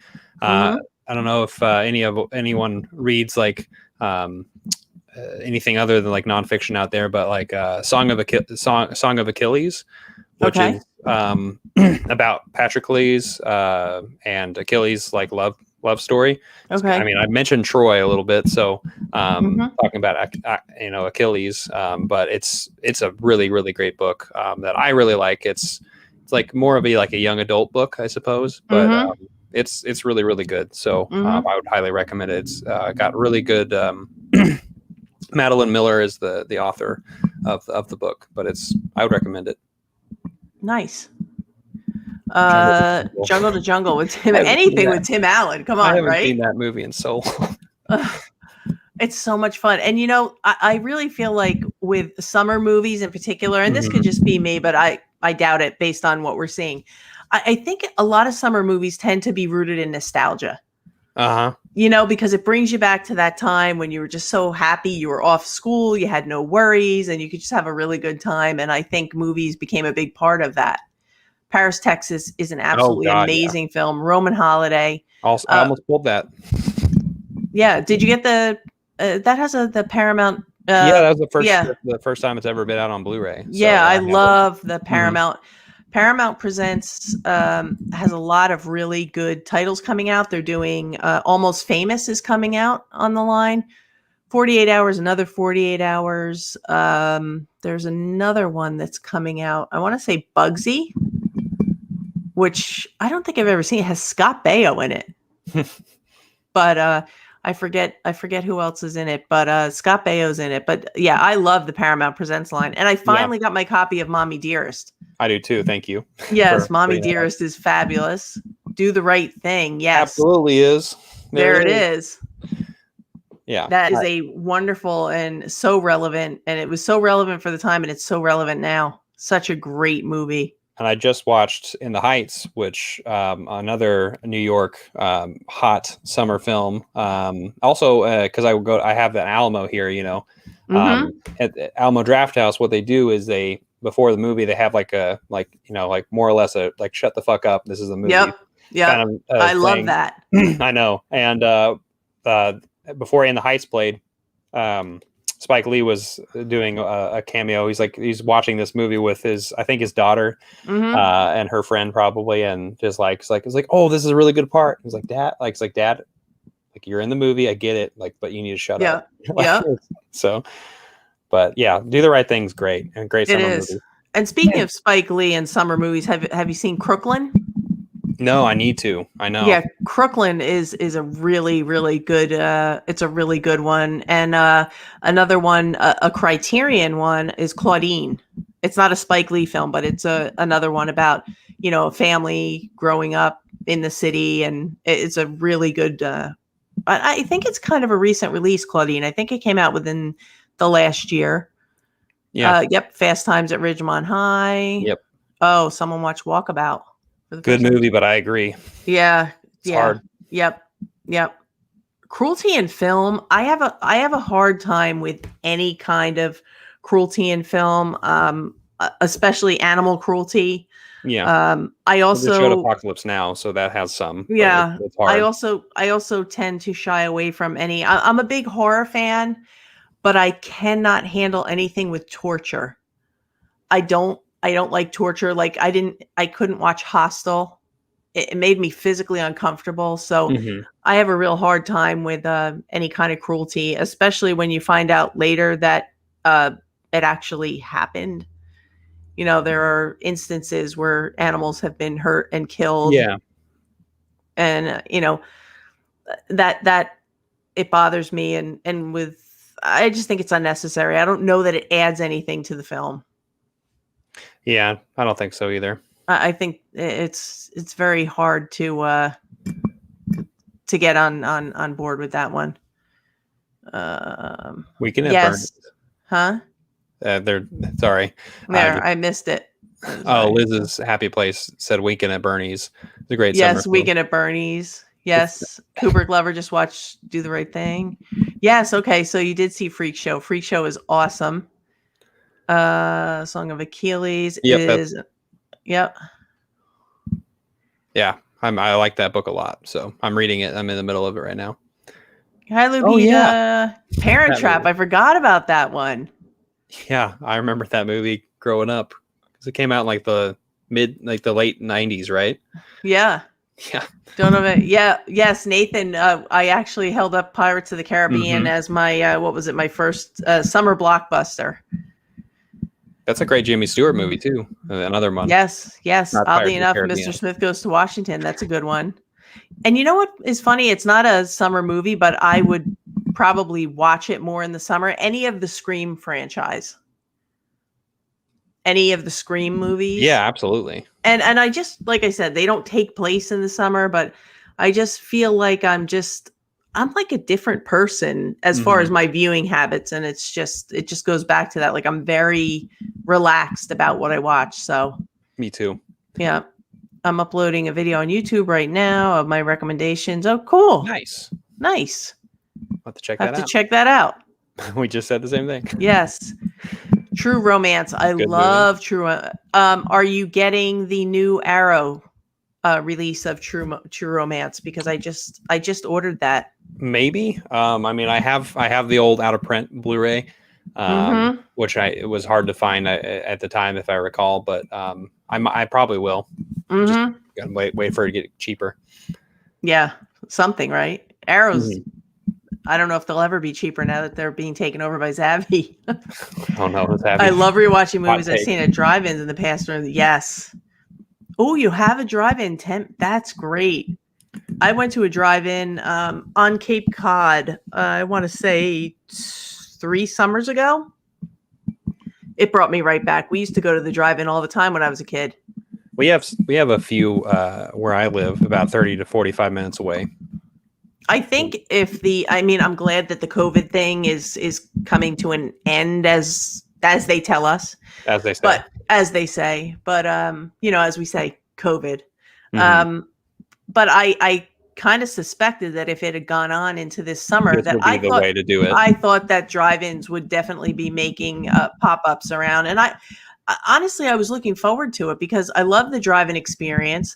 I love that you can be in your own car, and I love that you don't have to deal with anyone else, but you're still having the big screen experience. Yeah. So I can do with that. Yes. Thank you, Mary. Bugsy Malone. It's Jodie Foster and Scott Baio. Yes. Thank you. That was driving me crazy. Zapped and Zapped Again. Do you know them? I'll have to watch it. Yeah. Yes, Cooper Glover. He's seen Crooklyn. Clockers is good too. Yeah. I'd say Poetic Justices. I mean, a lot of Spike Lee joints are summer movies. Yeah, I think Spike Lee, he's got that whole summer vibe going on. And I think a lot of it has to do with he's got that location. Like he loves to be in Brooklyn and right. that he loves to film there. And so much of it, you know, a lot of those things did take place in the summer. Like, you know, when people are outside running around. Me, Earl and the Dying Girl. Great movie. Great movie. Hard Love it. to watch, though. It is very hard. And I love how the two main guys, they like to make their own movies and they have their whole movie collection, their cat. I thought that was so amazing that they did that. Yeah, we just had Jungle Fever released on I believe it was Kino. Yeah, I think so. What did I miss? See? We're really behind, but it's jumping. Sorry, guys. You're good. We just had Jungle Warriors. Yep. Warriors. Boyhood. Yep. Yay. Boxing Elena. Any love for Five Easy Pieces? Do you know that? Yeah, it's a part of the America Lost and Found BBS story. Oh, okay. Right, yeah, I didn't get that yet. Is good. Yeah, a lot of these movies are really fantastic. I would say a lot of these are summer films. You know. Yeah. So, yeah, they're good. Okay, here's a suggestion for Alice Doesn't Live Here Anymore. That would be a good criterion. Yeah, and no Blu-ray even. That's true. That could go on Imprint or it could go on Paramount. Well, I don't know if it's a Paramount title, but it could definitely go on Imprint. Yeah, Italian horror, but they're notorious for animal cruelty. Yeah, I can't do the animal cruelty. Yep. Do you have I have a few releases to talk about. Go ahead. Yeah. Kind of jump all over the place. I'll name a few real quick. Do it. But kind of going the animated route. This is a really good summer film. But My Neighbor Totoro. Oh yeah, that's a good one. Love this little summer film, and it definitely like puts a smile on my face because it's about, you know, two little girls who are kind of trying to figure their stuff out, figure their mother who is sick in the hospital. They just moved out to the countryside in the summer. So this is I think a good summer film and summer film to watch. Doesn't Dakota Fanning do one of the voices in there? Yeah, she's in it, and Tim Daly, and Dakota and Ellie. She's in it. Okay, both of them. Mm-hmm. And this, and the obviously in the English, dubbing of it. Right. So which makes me think of her another film that she was in that I think could be a summer film. Please Stand By, where Dakota Fanning plays a girl who's trying to get her. She actually tries to hand deliver her script to Paramount. I believe she has autism, and she's living in a group home. Have you seen that one?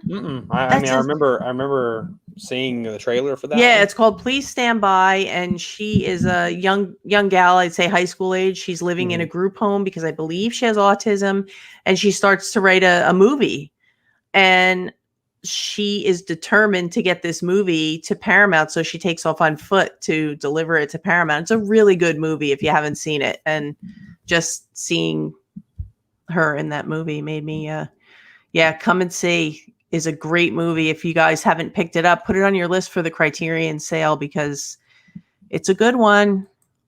What else you got, Nathan? I have well, first of all, who's this Kelly, you know? Who is this Kelly? She's coming in. Hi, Kel. Kelly's the one who had to stop those maniacs from barking. Poor Kelly. I love Forgetting Sarah Marshall, by the way. I love Forgetting Sarah Marshall too. Such a good movie. It is such a great movie. Why aren't we in Hawaii right now? I know.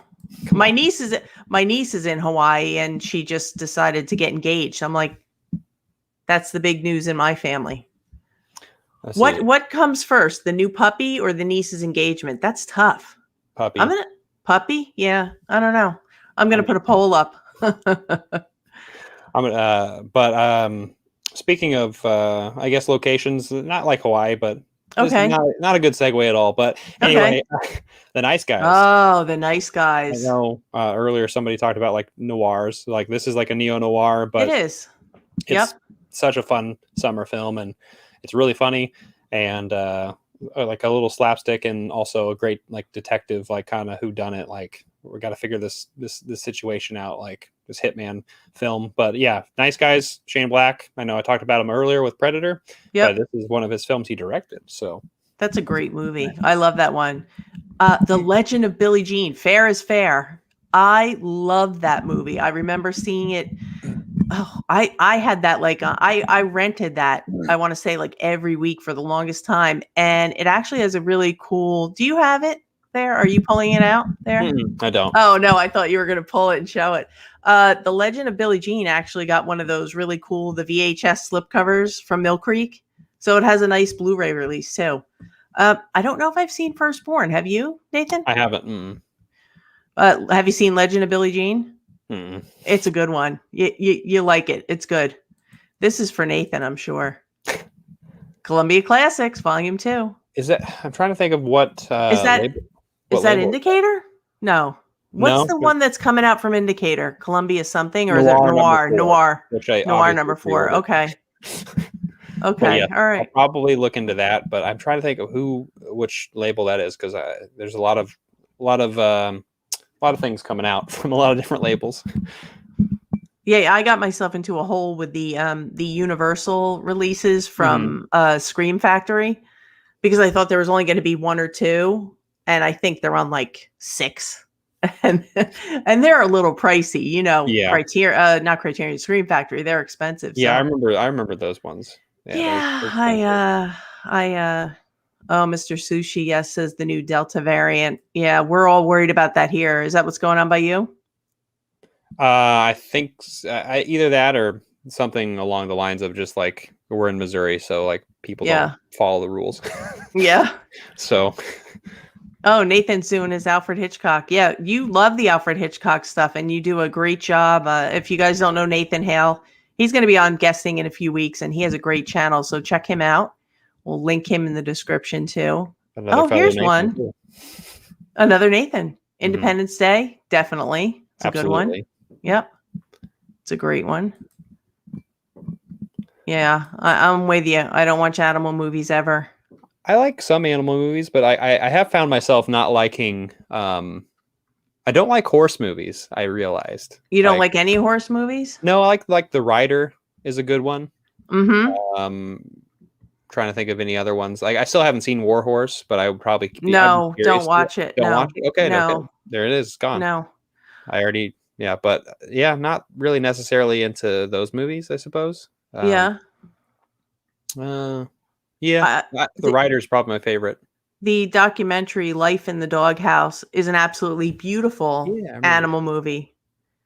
It is a beautiful, wonderful animal movie about 2 men who run a rescue out of their home.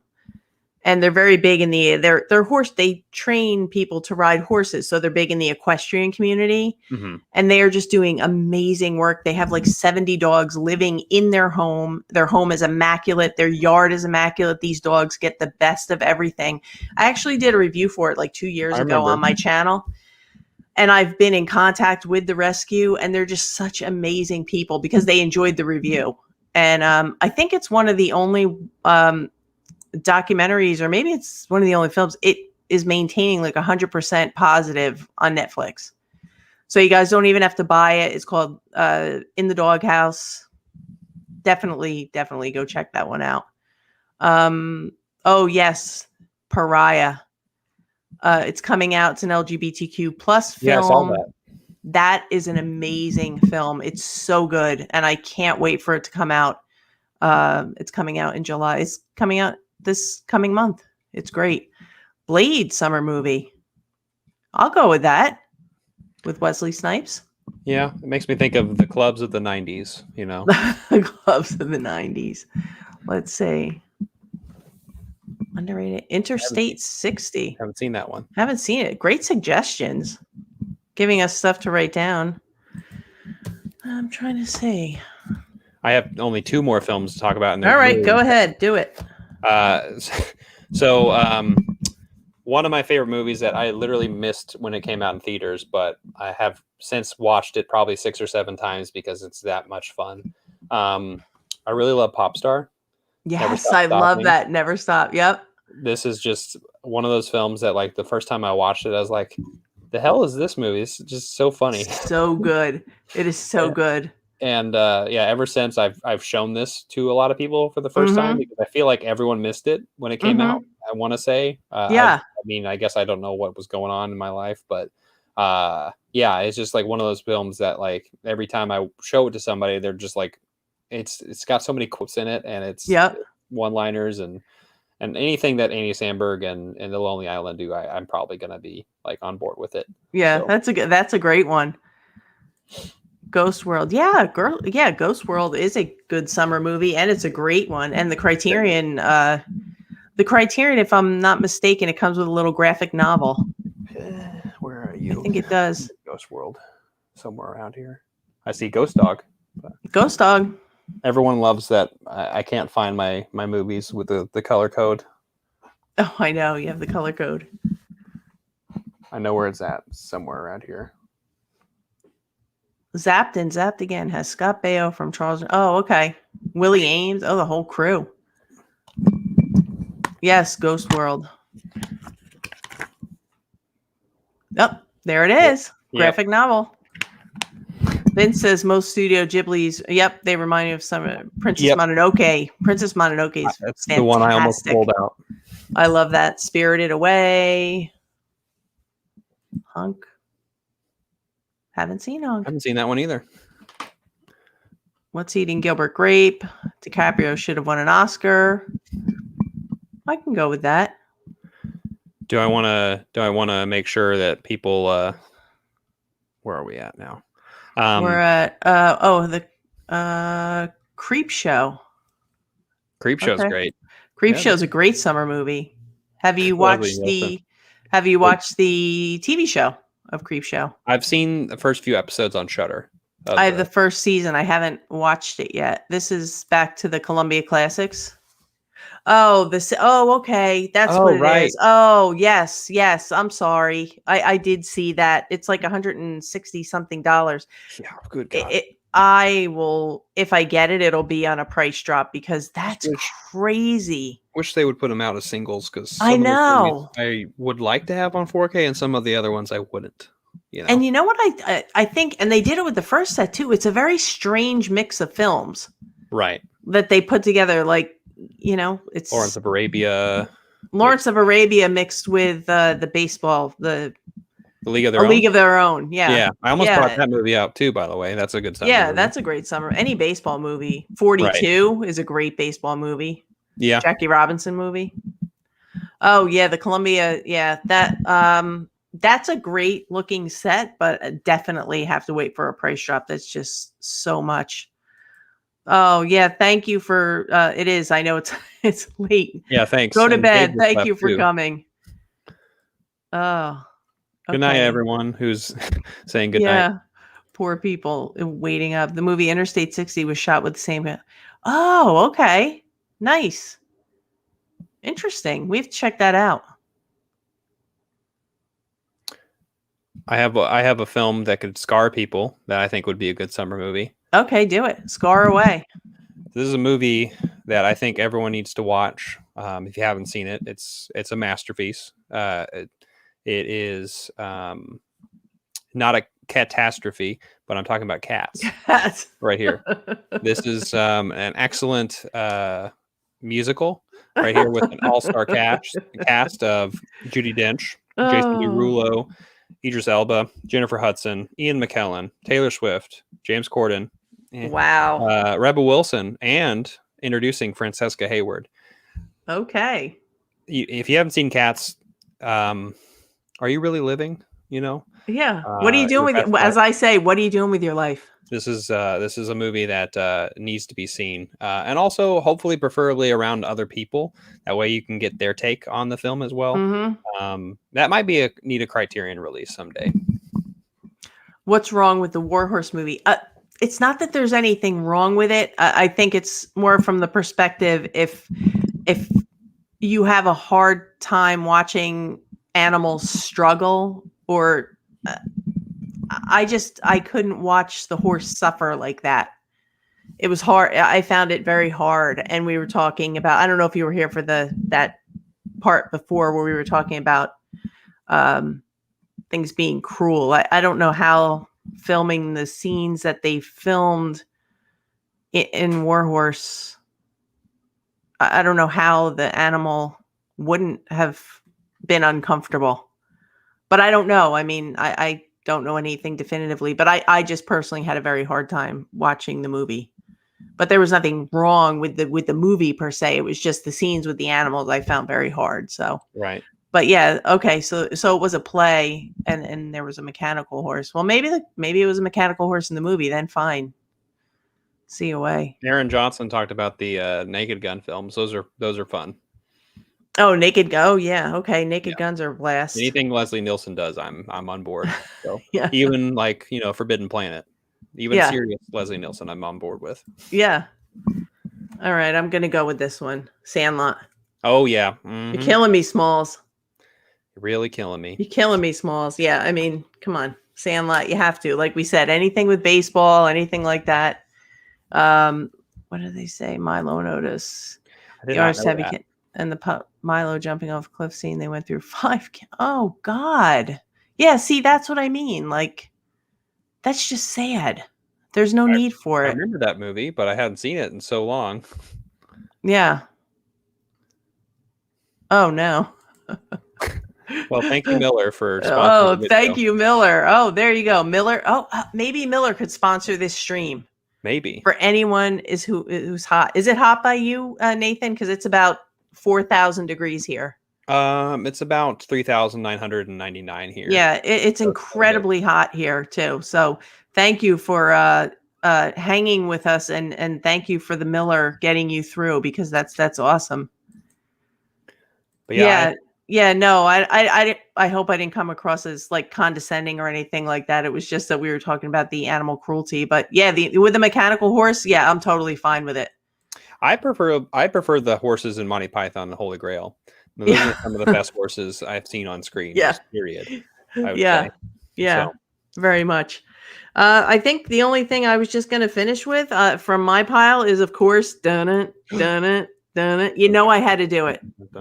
I had to do it. I cannot have any live streams without finding a reason to show Jaws, and this is also for Dave. I know he had to go, but he'll watch that, I'm sure. Yeah, I'm sure. He probably had to go because he is watching it. That makes sense. Yeah, but actually, I was going to say I have it right over there. I'm probably going to turn it in after this. So yeah, I know. But they actually have if you it was filmed on Martha's Vineyard, whether you know that or not. I mean, that's closer to me, but there's actually a tour if you go up to Martha's Vineyard, which is off of Cape Cod up in Massachusetts. You can actually go on the Jaws filming tour. Oh, yeah. And see where they toured it. And actually, Jeff from Films at Home is doing it this weekend. Oh, nice. Which is pretty cool. And he's been posting pictures on his Instagram of different spots. He showed the Jaws ferry, and he showed the bridge where the shark goes into the pond. It's really, it's very cool. So for people who live kind of in the Northeast, like me, it's close, and it's one of those things. There's a LGBTQ bar here called Martha's Vineyard. So yeah, it makes sense. Yeah. So it makes sense. Missouri. So yeah. Disturbing. I haven't seen Salo, but Dogtooth, yeah, definitely disturbing. Salo. What did you feel about Salo? I guess it goes back to that question of the movie that you thought was really good. Like, I mean, it is objectively very good. There you go. Like it does what it wants to do, but I probably will never watch that movie again. So yeah. From an objective standpoint, I can see like how fascism really works, but at the same time, I don't really want to watch that again. Right. Yeah, I mean, we could probably come up with a full list of things that we would never watch again, but Fried Green Tomatoes. Yeah, exactly. That's a great, great, great movie. I love that movie. Creature from the Black Lagoon as well. Creature from the Black Lagoon. Yep. Blue is the Warmest Color. One of my very favorites in the Criterion Collection for the LGBTQ plus films, and just films in general. It's a great coming of age film. So it's long too, though, but like it doesn't. It is, but it's one of those films that some films are long and they feel long, and some films are short and they feel long. But that one definitely did not feel like its runtime of 3 hours plus. Mm-hmm. But yeah, career opportunities. I just ordered from Kino. Kino just put a Blu-ray out of career opportunities. So yeah, so we are at almost 2 hours. Almost 2 hours. So I think we kind of covered everything. We answered everyone's questions, I believe. If we missed your questions, we apologize. The chat was a little wonky, but I want to thank everybody for participating. I hope you guys had a good time, and thank you for all the great questions, the recommendations, suggestions. Really, really great information coming out of the chat today. And Nathan, of course, I want to thank you for being here. You're a wonderful guest and co-host and my partner in crime. So I want to thank you as always for being here. And all Nathan's information is going to be linked in the description. So please go and give him a follow and check out his channel and wherever else we can find him, because he's fantastic. He's one of my favorite people, not just on YouTube, but on the planet. So I want to thank everybody, and we will catch you next time. So that's going to do it for us. Have a good night. Thank you.